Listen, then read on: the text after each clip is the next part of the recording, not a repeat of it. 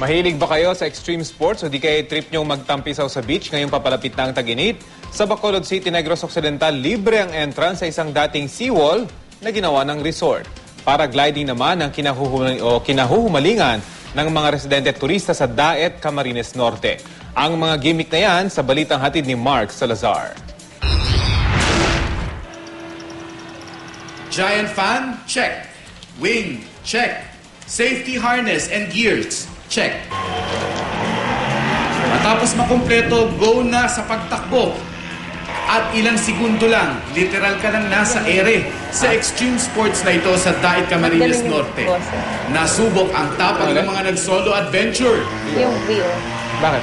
Kung medyo beginner, pwede rin may partner. Matapos ika nga'y lumipad, dapat kalkulado ang paglapag. May mag-partner na halatang gusto pang sumabak sa ere. Ang ilan malayo-layo ang naabot at nag-enjoy sa malakas na hangin sa Bagasbas Beach Resort na isa ring surfing destination.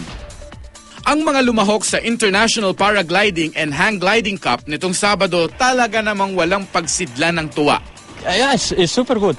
Super sarap. Yung mga equipment naging safer na siya, lighter, better to understand. Kung swimming naman ang trip nyo ngayong papainit na ng papainit, patok ngayon sa Bacolod City, Negros Occidental ang isang dating seawall na ngayon mala resort na rin. Nagtayo na rin ang mga viewing deck na yari sa kahoy. Pero libre ang entrance kaya naman super fun to swim under the summer sun.